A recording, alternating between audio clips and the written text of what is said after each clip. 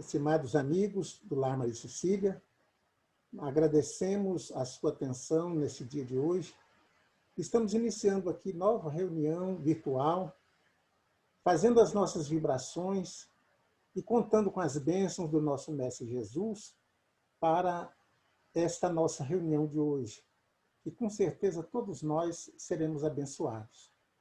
Nesta hora, nós vamos pedir ao nosso companheiro André Luiz para fazer para nós a prece inicial e a lição do Evangelho de hoje. Boa noite a todos. Então vamos neste momento levar o nosso pensamento até o alto, rogando a Jesus os nossos pedidos. Mestre, que a tua luz nos envolva nesse instante, trazendo a nós tudo aquilo que necessitamos, a proteção para nós, para a nossa família, e que nós, Mestre Jesus, nesses tempos difíceis, saibamos tirar as nossas lições, aprendendo a amar mais ao próximo, a respeitar o próximo, a ter a consciência do nosso papel no mundo. Que a tua vontade, Mestre Jesus, seja feita em nossas vidas, agora e sempre. Que assim seja. Que assim seja. Para a leitura do Evangelho, foi escolhido o capítulo 7, Bem-aventurados os pobres de espírito, o item 3, 4 e 5. Quem quer que se eleve, será rebaixado. Neste mesmo tempo, os discípulos se aproximaram de Jesus e lhe disseram: quem é o maior reino dos céus? Jesus disse, chamando a criança que colocou entre eles, e lhes disse: eu vos digo em verdade que, se não vos converterdes e se não vos fizerdes como crianças, não entrareis no reino dos céus. Pois quem quer que se humilhe e se torne pequeno como esta criança, esse será o maior no reino dos céus. E quem quer que receba em meu nome uma criança, tal como eu acabo de dizer, é a mim mesmo que recebe. Então a mãe dos filhos de Zebedeu aproximou-se dele com seus 2 filhos e o adorou, confessando que desejava pedir-lhe algo. E lhe disse: que quereis vós? Ordenai, disse ela, que meus 2 filhos que aqui estão sejam assentados em vosso reino, um à vossa direita e o outro à vossa esquerda. Mas Jesus lhes respondeu: não sabeis o que pedis. Podeis beber o cálice que eu vou beber? Eles disseram: podemos. E ele lhe respondeu: é verdade que bebereis do cálice que eu beberei. Mas, quando a estar sentado à minha direita ou à minha esquerda, não cabe a mim conceder-vos.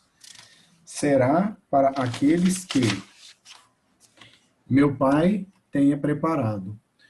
Os 10 outros apóstolos, ouvindo isso, indignaram-se contra os 2 irmãos. E Jesus, chamando-os a si, lhes disse: sabeis que os príncipes das nações as dominam, e que os grandes as tiranizam. Não deve ocorrer o mesmo entre vós. Mas aquele que quiser tornar-se o maior entre vós, seja aquele que serve.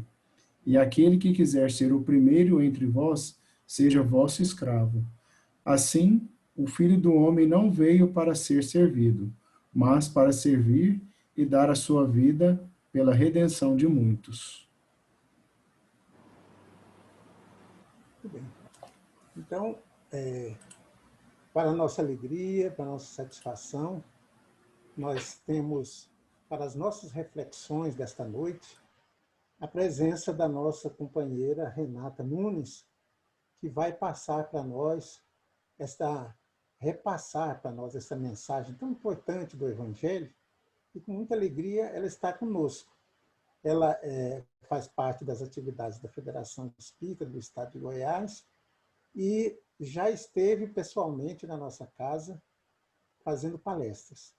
Então, nós passamos a palavra à nossa companheira para que nós possamos absorver esta mensagem tão importante de hoje. Então, está com a palavra, Renata. Obrigada, senhor Fábio, sempre pelo convite carinhoso, pela compreensão de sempre. Agradeço também ao nosso irmão André Luiz. E eu gostaria também de externar as boas-vindas, o meu abraço fraterno e caloroso para todos nós que vamos participar hoje da reflexão, dessa reflexão do Evangelho, que eu espero venha trazer muita luz às nossas almas, que venha ser um direcionamento para o nosso dia a dia, né? Assim como todas as passagens do Evangelho, que é sempre a nossa salvação. Então, queridos irmãos, quando essa leitura que o André Luiz fez do Evangelho vem falar para nós sobre aquele que se eleva será rebaixado, eu gostaria antes de lembrar também uma passagem do Evangelho que está lá no capítulo 27, Pedi e obtereis. No item 12, Kardec faz uma consideração que vai introduzir o nosso assunto de hoje. Lá no item 12, ele fala assim: se em duas partes se dividirem os males da vida, uma constituída dos que os homens não podem evitar, e a outra das tribulações que ele se constituiu a causa primária, ou seja, a que ele pode evitar, quem é que é a causa, né? Primária, pela sua incúria ou por seus excessos, ver-se-á que esta segunda parte, ela é em maior quantidade, ela excede de muito a primeira. O que o Evangelho está querendo dizer para nós? Que muitas vezes os males que nos acometem são nós mesmos que procuramos, pela nossa ignorância, pela nossa falta de providência, de previdência, não é? Pela nossa tendências, pelas nossas tendências que nós muitas vezes não observamos, por caminharmos muitas vezes no automatismo da vida, pelos nossos pensamentos e sentimentos que nós deixamos conduzir, nos deixamos conduzir por eles, enfim, inúmeras circunstâncias. Então, a gente vê por essa passagem que o homem, muitas vezes, quando os males que são inevitáveis na nossa vida, eles são em menores quantidades. E que esses males que nós podemos evitar, eles são em maiores quantidades. Ou seja, a vida que nós conduzimos é aquela que realmente a gente tem condições de colocar nas nossas mãos o comando. Nós sabemos que muitas vicissitudes vêm por obra do destino, por obra da lei de ação e reação, daquilo que nós provocamos em outra vida.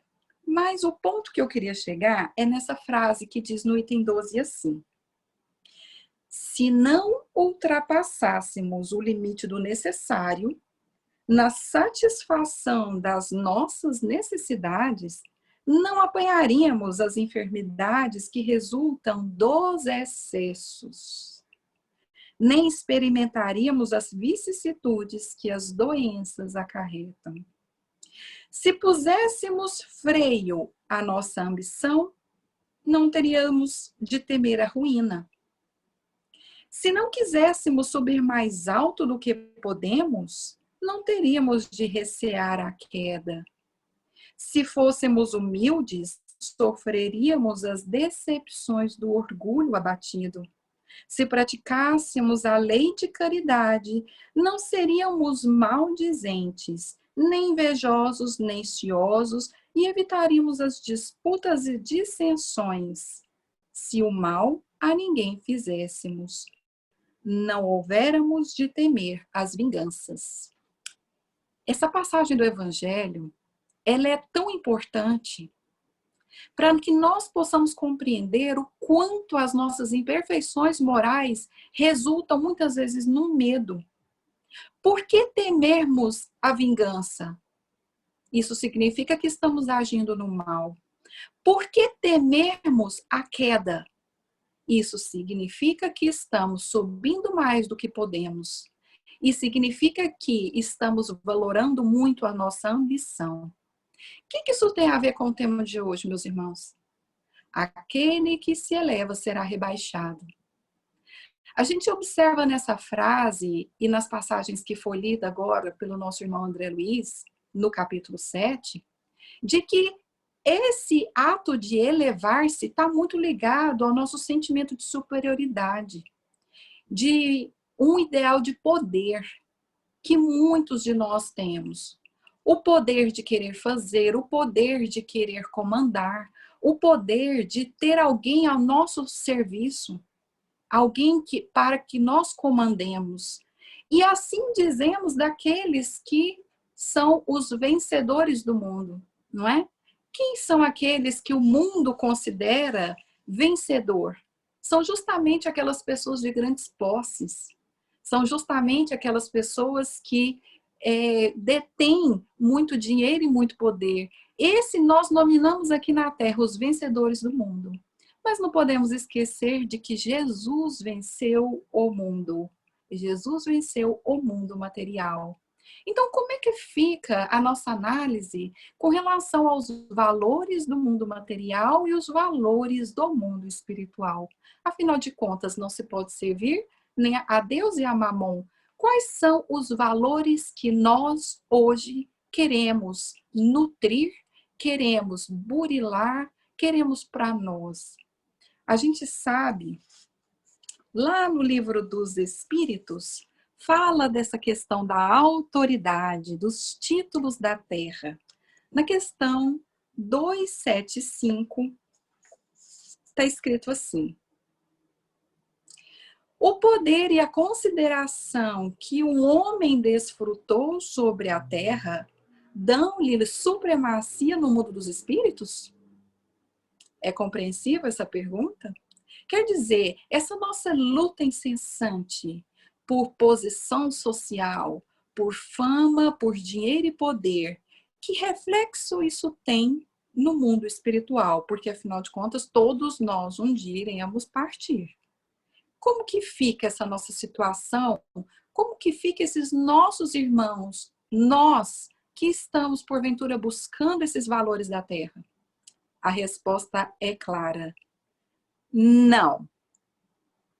Quer dizer, não tem a mesma consideração e a mesma supremacia. Não tem. Nós aqui na Terra damos esse valor. Lá no mundo espiritual não é assim. Não, porque os pequenos serão elevados e os grandes rebaixados. E aí os espíritos fazem uma recomendação: lê os Salmos. Os Salmos, sim, os Salmos, o livro lá da Bíblia, que é um livro feito pelo rei Davi. E lá nos Salmos há inúmeras histórias, inúmeros que a gente sabe que os Salmos são cânticos, que fala muito dessa questão do rebaixamento, daquele que se eleva e aquele que é rebaixado. Aí vem uma subpergunta no item 275. Como devemos entender essa elevação e esse rebaixamento? Que pergunta boa, né? Resposta: não sabes que os espíritos pertencem a diferentes ordens, segundo seus méritos? Pois bem, o maior da terra pode estar na última categoria entre os espíritos, ao passo que o seu servidor estará na primeira. Compreendes isso?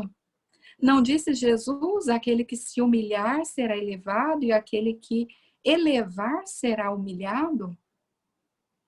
E aí, na sequência, na pergunta 276, aquele que foi grande na terra e se encontra inferiorizado entre os espíritos, experimenta com isso humilhação? É interessante porque existe uma grande diferença entre humildade e humilhação. Não é? Precisamos refletir sobre a humildade, que é o ato da gente servir sem superioridade. E a humilhação é um comprometimento que nós temos na alma, que traz dor e sofrimento. seja quando nós nos colocamos em estado de humilhação, seja quando outrem nos coloca nesse estado. E aí a resposta: eles experimentam humilhação frequentemente muito grande, sobretudo se era orgulhoso e invejoso. E a gente sabe que o orgulho e o egoísmo são as duas chagas da humanidade. Se nós analisarmos todas as imperfeições, a preguiça, a inveja, o ciúme, tudo isso vai desencadear no orgulho ou no egoísmo. E é interessante porque, afinal de contas, o que é que vai fazer de nós aqui na Terra, precisando viver aqui no mundo material, o que vai fazer de nós autoridades no mundo espiritual? Como é que os espíritos inferiores lidam com a superioridade moral dos espíritos elevados? Porque aqui na Terra, mesmo diante dos poderosos da Terra, os que têm dinheiro, prestígio, poder, enfim, tudo isso que nós aqui na Terra damos valor, como é que essas pessoas muitas vezes são desafiadas na sua autoridade, não é? A gente vê os outros invejando, a gente vê os outros sendo desafiados no seu ego, não é? Agora, como é que fica isso com os espíritos superiores? Como é que os espíritos inferiores encaram aqueles que têm mais luz? Essa dúvida, esse questionamento foi feito por Kardec na pergunta 274. As diferentes ordens de espíritos estabelecem entre elas mesmas uma hierarquia de poder? Há entre elas subordinação e autoridade? Quer dizer, existe, então tá, a gente entende hierarquia e subordinação aqui na Terra. Um manda e o outro obedece, não é? Como aquela mãe que intercede pelos seus filhos junto a Jesus, como foi lido agora há pouco, né? Ela queria que um ficasse à sua direita e o outro à sua esquerda. Qual era o objetivo dessa mãe? Ou intercedendo pelos próprios filhos, que muitas vezes queriam estar à direita e o outro à esquerda do Cristo. Não existe aí um interesse pelo poder? E é claro que Jesus, no seu discernimento, na sua sabedoria, diz: isso não compete a mim. Não sabeis o que pedis, mãe? Né? E aí, retomando a pergunta da questão 274, há entre elas subordinação e hierarquia? Há isso no mundo espiritual? Sim, há subordinação e hierarquia no mundo espiritual, e muito grande. Os espíritos têm uns sobre os outros uma autoridade relacionada com a sua superioridade que exercem por uma ascendência moral irresistível. Aí vem a pergunta: os espíritos inferiores podem se subtrair à autoridade dos que lhes são superiores? Resposta: eu disse irresistível. Irresistível. Os espíritos inferiores não conseguem resistir à autoridade moral, à luz dos espíritos superiores. Eles se sentem bloqueados, eles se sentem amarrados, eles se sentem incapazes de transpor a barreira e colocar em humilhação um espírito superior. Como que esse espírito de luz, superior na hierarquia dos espíritos, consegue aquela luz? Nós aqui na Terra podemos conseguir isso? É claro. Trabalhando as virtudes aqui na Terra, humilhando-se para sermos grandes no mundo espiritual, como foi lido agora há pouco. Assemelhando-se à criança. Por que Jesus faz aí o uso simbólico da criança? Porque a criança é símbolo daquilo que é inofensivo. E então, meus irmãos, nós somos inofensivos? Como que anda o nosso dia a dia dentro de casa, nesse isolamento social? Como que anda o nosso falar, o nosso sentir, o nosso pensar, o nosso agir? Porque tudo isso vai formar a cada minuto a uma frequência vibratória daquilo que nós somos, e isso revela, purifica, engrandece ou não a nossa alma. Quando Jesus disse, aquele que se eleva será rebaixado, ele não está falando nada contrário à lei de ação e reação. É natural que a vida, para colocar as coisas em ordem, rebaixe aquele que se eleva, fazendo uma contraposição àquele que quer ser superior, aquele que faz uso da arrogância, aquele que quer colocar-se acima do outro. E aí nós vamos lembrar daquela passagem de Jesus lavando os pés dos discípulos, em que Humberto de Campos relata com tanta arte, com tanta maestria, falando que Jesus, depois que lava, no momento em que está lavando os pés dos discípulos, nós temos uma interveniência de Simão Pedro. Simão Pedro se recusa a ter os pés lavados por Jesus. Porque na ideia de Simão Pedro, quando Jesus se coloca naquela situação de servir, ele que é o mestre, se coloca na situação de servir, e Simão Pedro entende que ele estaria colaborando com um ato de humilhação de Jesus. E ele, para dizer, eu não sou igual aos meus colegas de apostolado, eu me recuso a ter os meus pés lavados por ti, meu mestre. Jesus o repreende com muito amor e fala, não queira ser melhor do que os seus irmãos de apostolado. E nós espíritas não agimos assim muitas vezes? Diante dos nossos irmãos católicos, evangélicos, muçulmanos, judeus, etc., ateus. Será que nós também muitas vezes não nos colocamos numa condição de sermos melhores? E aí, Simão Pedro, diante daquela atitude de Jesus, né, de repreensão amorosa, Jesus coloca para ele, se não me aceitarem servir-te, é sinal de que não me aceitas.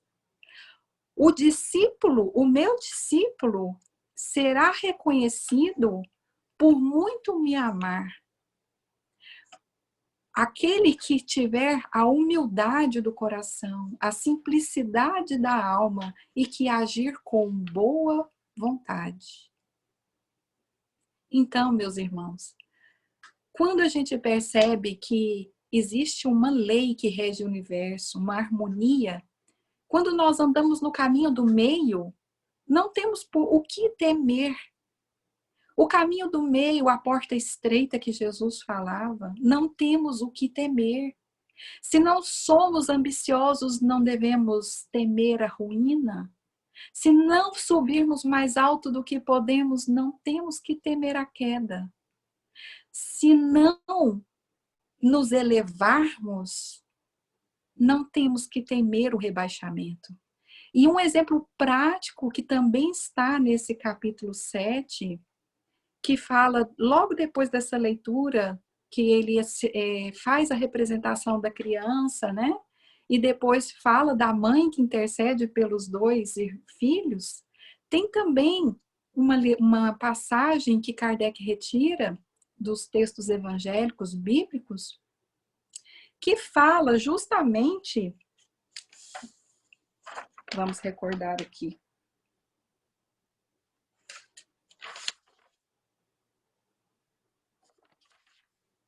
assim, do sentar-se no último lugar.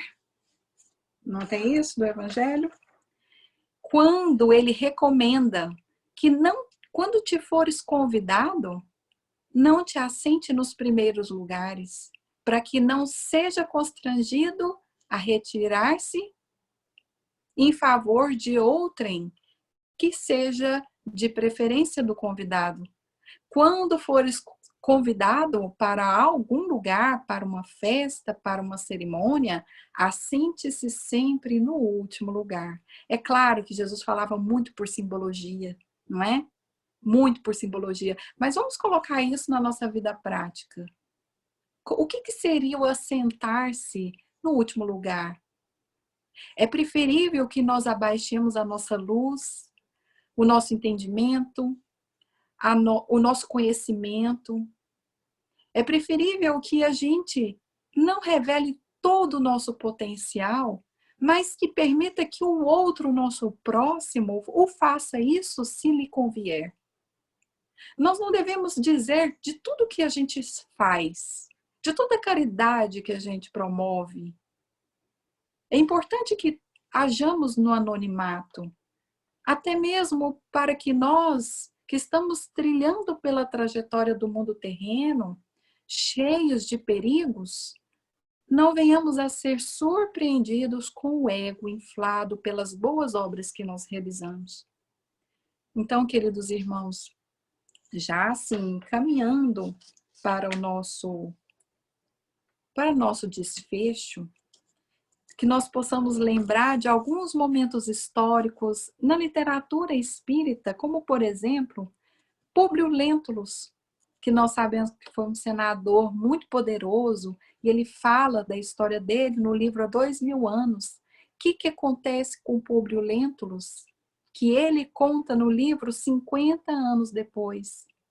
Por conta do uso abusivo de poder, ele reencarna como o escravo Nestório, para fazer a contraposição. Então a gente observa que a vida é como se fosse um pêndulo.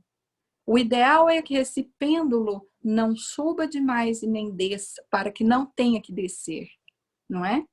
Quando a gente eleva no ego, a tendência é que a vida nos rebaixe para que a gente volte para o caminho do meio, o caminho do equilíbrio, o caminho da sensatez.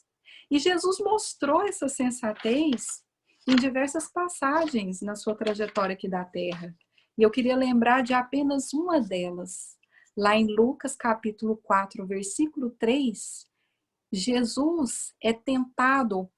Lá na Bíblia está descrito o diabo, o demônio, né? Que a gente sabe que nada mais é que são espíritos mais ignorantes, primitivos.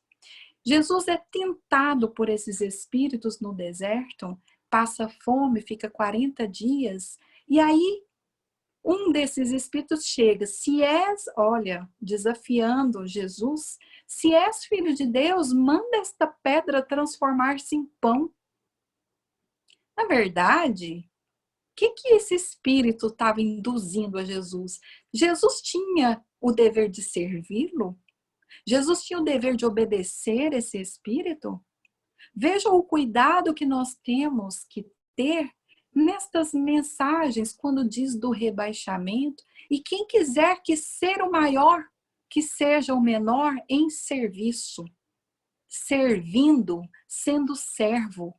Mas isso, o ato de obedecer, de fazer o bem, não tira de nós a responsabilidade e não tira de nós o discernimento. Uma coisa não afasta a outra.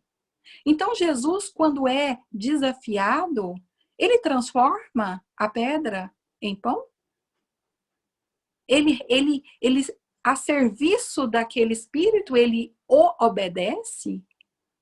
Não, ele ensina. Nem só de pão o homem viverá. E não transforma a pedra em pão. Então, essa passagem, a meu ver, ela mostra que Jesus tinha discernimento. Então, temos que ter também lucidez para entendermos o que é esse servir. O servir não quer dizer a fazer tudo o que todo mundo manda fazer. A gente precisa entender o que deve ser feito. E não é dizer sim a tudo e a todos. O próprio apóstolo Paulo nos ensinou que seja o nosso falar sim, sim, não, não. Então, onde é que é o caminho do meio? O que é que vai fazer nós adquirirmos essa ascendência moral irresistível, que vai nos fazer afastar-nos dos maus espíritos, do mal que ainda existe em nós mesmos, senão o cultivo, o burilamento das nossas virtudes. Então, queridos irmãos, Jesus, que era o caminho, a verdade e a vida, que possamos ter Jesus na nossa mente e no nosso coração. Ele que sabe exatamente onde deveríamos ir. Ele que ensinou a caridade como a nossa salvação. Então, que nós possamos sempre lembrarmos de Jesus nas horas difíceis, colocarmos-nos sempre numa condição de servir, de humildade, nos colocarmos, independente do que o outro acredita, sabe ou faz, ou nos julga ao nosso respeito. Então, isso vai muito da nossa consciência. Então, eu desejo a todos uma ótima semana, uma vida tranquila, em paz, que possamos sempre estarmos com Jesus, porque eu tenho certeza de que Ele está conosco sempre. Muita paz, meus queridos irmãos. Então, amigos, prezados companheiros do Lar Maria Cecília, nós estamos agradecidos por essas reflexões tão importantes, por esses ensinamentos que valem para os dias de hoje, na nossa ação e na nossa reação diante do mundo em que estamos vivendo. As dificuldades surgem, mas nós temos a orientação perfeita do caminho que Jesus deixou para nós.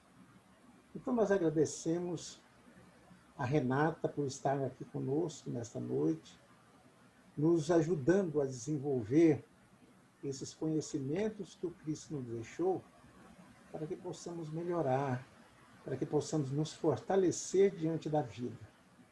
E para ela é que nós pedimos, desta vez, para que faça para nós a prece de encerramento da nossa reunião de hoje, pedindo a todos que coloquem seus vasilhames com água, para que lembre dos seus parentes, das pessoas que estão nas suas companhias, aí no lar, para todos nós e para essa terra que sofre, para essa terra desesperada, mas que tenha confiança, esperança e paz.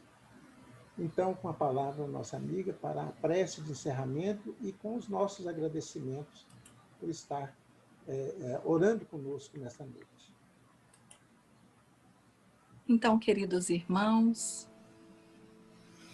vamos todos nós juntos, em união de pensamento e sentimento,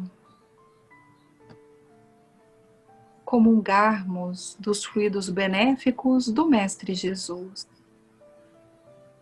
Que possamos nesse instante sentirmos a sua doce paz, a sua providência amorosa. E vamos pedir a Ele que comande as nossas vidas com tanto amor e sabedoria, assim como a vida dos nossos familiares, dos nossos amigos encarnados e desencarnados, dos nossos entes queridos que aqui se encontram ou já partiram. Nós te agradecemos e te pedimos, Jesus, e continue zelando por nós. Sabemos que nada é impossível para o nosso potencial. Ele que detém o grande poder sobre as nossas vidas. Que Ele possa promover as curas que cada um de nós merecemos e precisamos. Ele possa promover a cura não apenas do corpo físico, mas acima de tudo, do nosso espírito.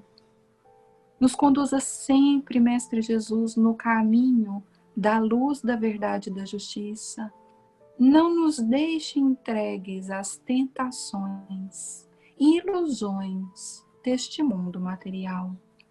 Livrai-nos, Mestre Jesus, de todos os males, especialmente aquele que porventura reside em nós mesmos, e assim, inteiramente entregues aos teus comandos, Jesus, aos teus ensinamentos, amenizando o nosso medo, a nossa falta de fé e confiança, que possamos, Jesus, estarmos sempre convosco, hoje e por toda a eternidade.